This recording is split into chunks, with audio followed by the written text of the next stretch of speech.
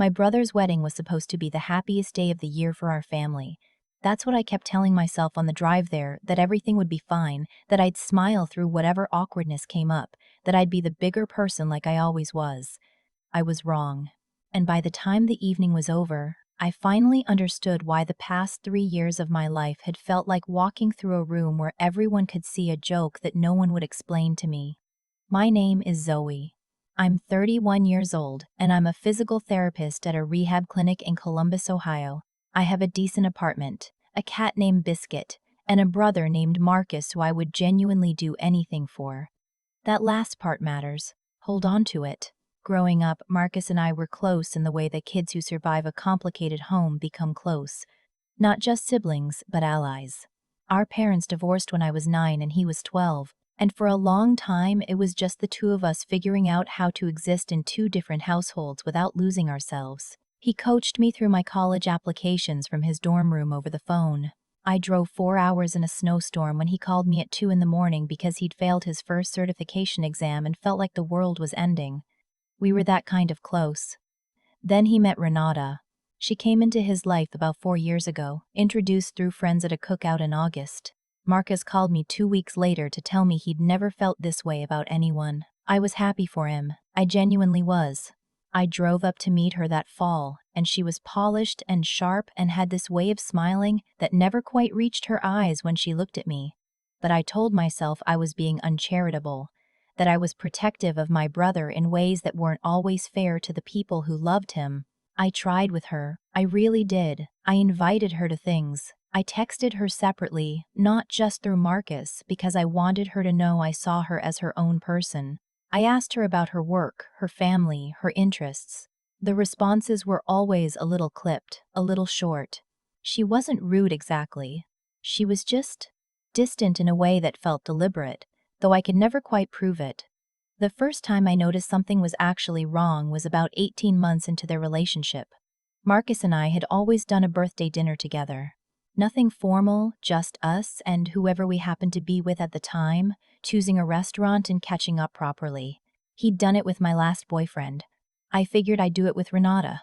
I made a reservation at a Thai place we'd been wanting to try in downtown Columbus, texted Marcus to confirm, and he said yes, absolutely, he'd be there. He didn't show up. I sat at that table for 45 minutes before I finally texted him. He called back immediately. Confused, apologetic, saying he'd thought we'd canceled because Renata had told him. I sent a message saying something had come up with work. I had not sent any such message. I didn't even have Renata's number saved under anything that would have let her message him pretending to be me. But she had access to his phone, and she knew my contact name in it.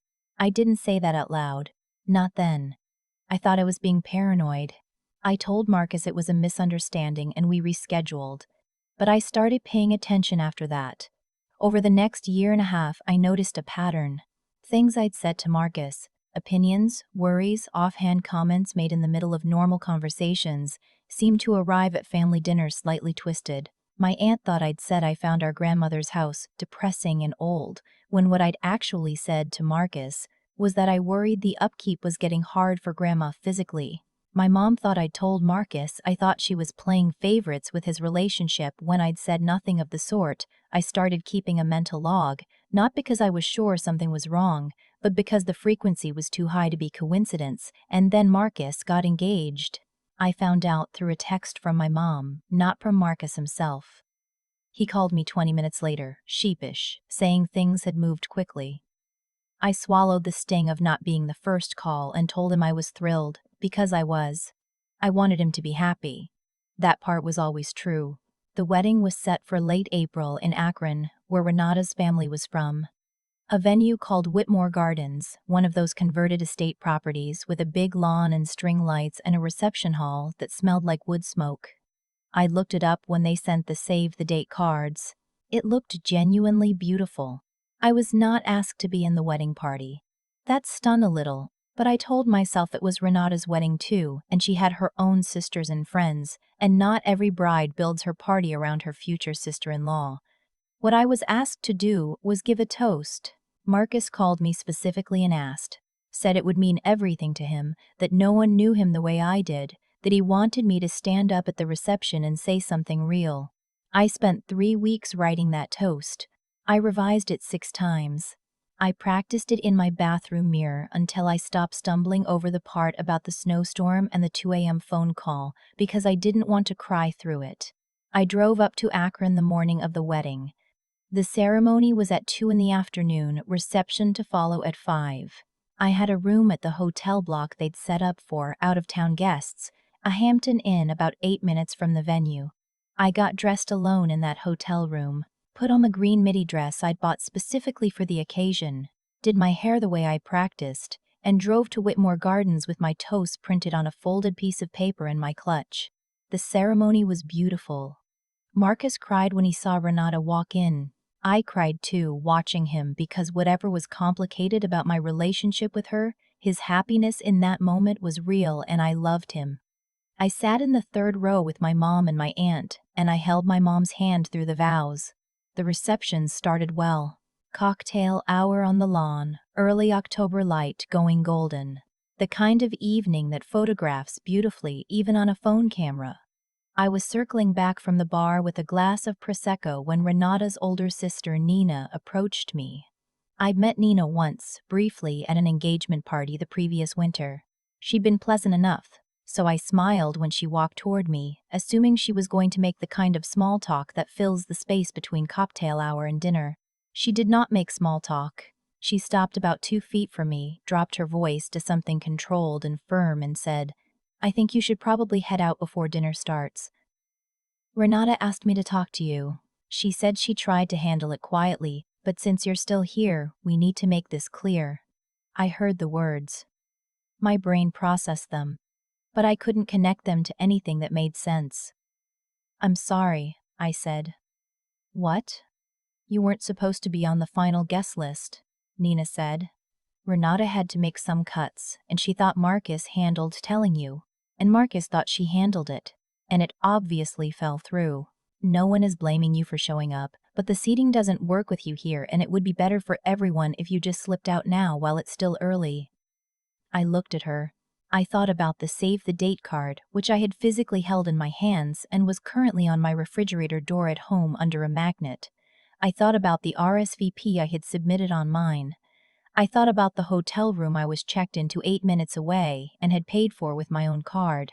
I thought about the toast I had written for my brother, the paper folded carefully inside my clutch. I said, "Marcus asked me to give a toast tonight." Something shifted slightly in Nina's expression.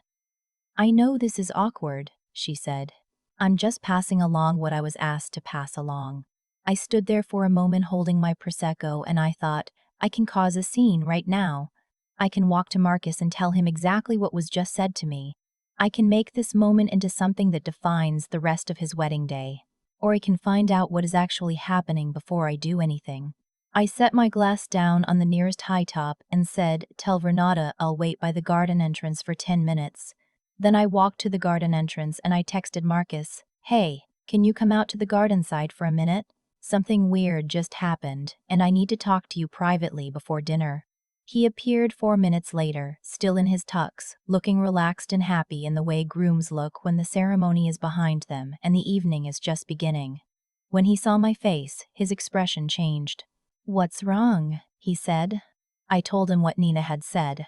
Calmly, word for word, the way you repeat something you're still trying to believe you heard correctly. I watched his face go through several things very quickly. Confusion first, then something that looked like recognition, then a tight, controlled expression that I had not seen on my brother since we were teenagers, and someone had said something genuinely unfair. "You gotta save the date," he said. "I sent it myself." "I know. I approved the final guest list. Your name was on it." "I know." He was quiet for a second. Then he said, "Wait here." He went back inside. I stood by the garden entrance and watched the light change and tried very hard not to fall apart. He was gone for 11 minutes. I know because I watched the clock on my phone. When he came back, he had a look on his face I recognized from the 2 a.m. phone call, that particular kind of quiet that meant something had broken that couldn't be unbroken. He said, She told me 2 days ago that you had called her privately and said you were feeling overwhelmed with work and were going to quietly skip the reception and just come to the ceremony. I thought it was a little strange, but I believed her. I thought maybe you were just trying not to make a big deal of it. I let that sit between us for a moment. Marcus, I said, I have never once spoken to Renata on the phone privately. Ever. Not in 4 years. We don't have that kind of relationship. He looked at me, and I could see, in real time, pieces clicking into place for him. The birthday dinner, the twisted comments at family dinners, the engagement call that came to me 20 minutes late, things I had never said to him about any of it because I hadn't wanted to be the sister who made his relationship harder. Things he was now apparently connecting on his own. I need 5 more minutes, he said. This time he was gone for 20. When he came back, his mom was with him. His mother-in-law, I should clarify, Renata's mom, a woman named Josephine who I had met once and found perfectly warm. She looked uncomfortable in the specific way people look when they have just heard something that recontextualizes a lot of other things. Marcus said, Josephine wants to say something. Josephine said, I owe you an apology, and so does my daughter. I wasn't aware of everything that's been happening, and I was just made aware of some of it. She paused. I've had some concerns about certain things over the past couple of years. Things Renata told me about you that didn't quite add up to what I could see for myself. I'm ashamed I didn't push back harder. I didn't know what to say. I said, thank you for telling me. We went inside. I won't give you every detail of what happened over the following hour, because a lot of it was conversations I wasn't part of. Marcus and Renata in a back room with a closed door. Nina hovering in the hallway, looking like she regretted her entire evening. My mom quietly told some version of the situation by my aunt who had overheard pieces of the garden conversation. What I can tell you is that I sat at my assigned table, which did exist, which had my name on a little card, which confirmed that the seating doesn't work explanation had been entirely fabricated on the spot, and I drank a glass of water and tried to decide how I wanted to show up for the rest of this night. I decided I wanted to show up for my brother.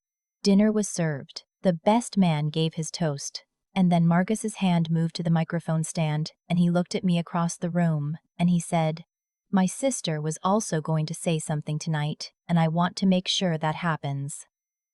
I walked up to that microphone. I unfolded the paper from my clutch.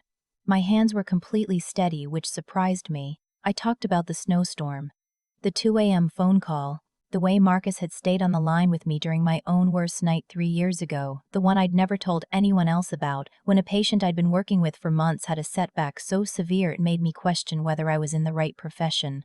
I talked about the particular kind of loyalty that comes from 2 people who figured out how to be each other's family before they knew how to do anything else. I did not look at Renata during the toast, not once, not out of hostility. I just had nothing for her in that moment. What I had was for my brother. When I sat back down, my mom squeezed my hand so hard it hurt a little. The wedding continued. There was dancing, there was cake. There were photographs taken in the golden dark, with sparklers that people waved at the edge of the lawn. On the outside, it looked like a beautiful celebration.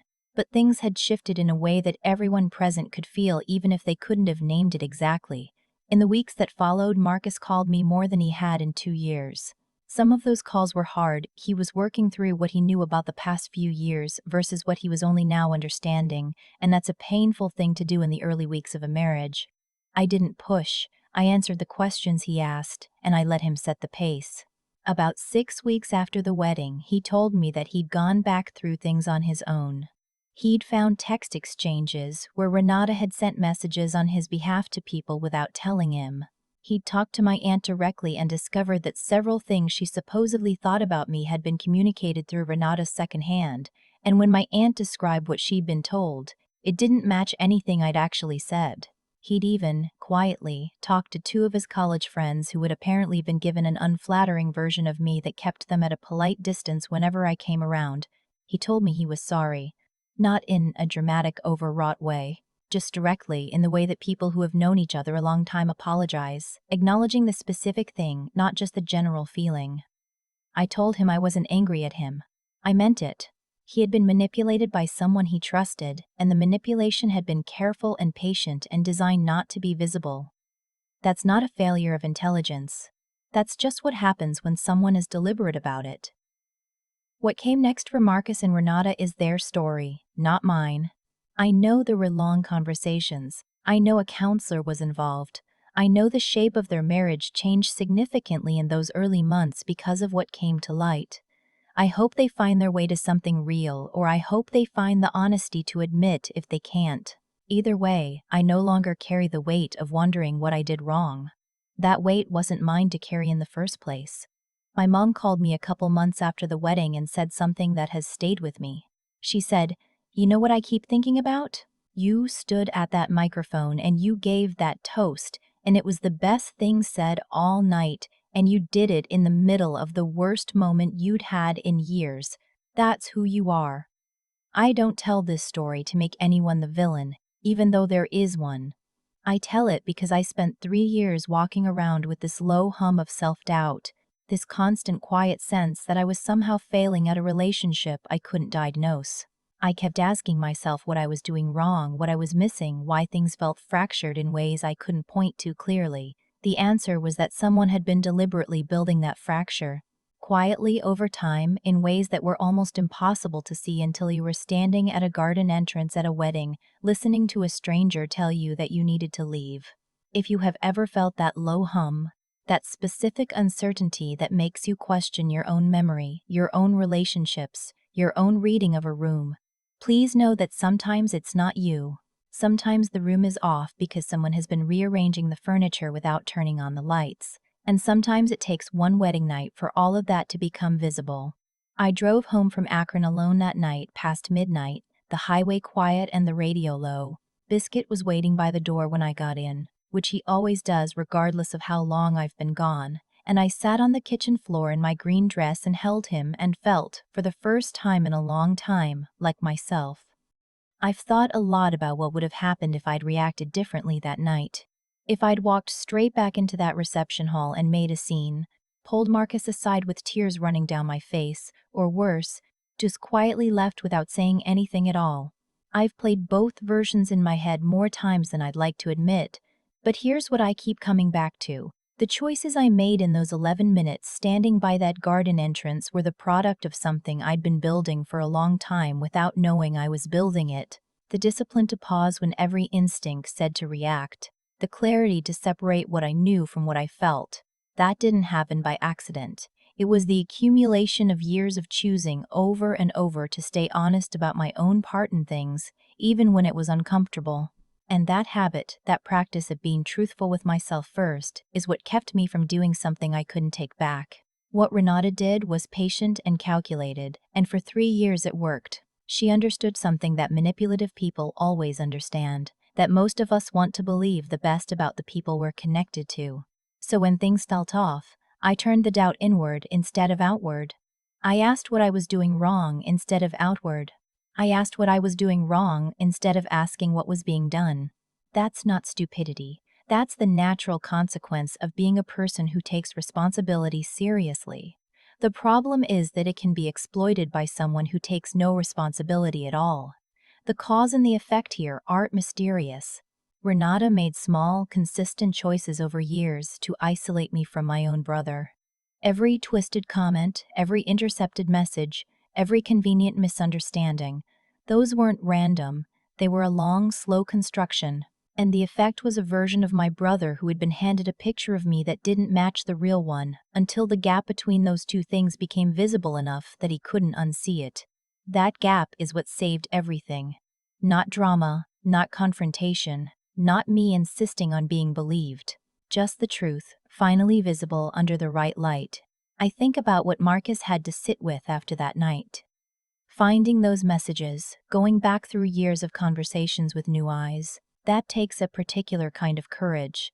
The willingness to look clearly at something that implicates your own choices, your own blindness, and not flinch away from what you find. He didn't make excuses for himself. He just looked, and then he called me. That's the kind of integrity that doesn't get talked about enough. Not the courage to fight, but the courage to be honest, when honesty costs you something. And for me, standing at that microphone with the toast I'd written, in the middle of what had just happened, that was the moment I understood something about myself that I hadn't fully known before.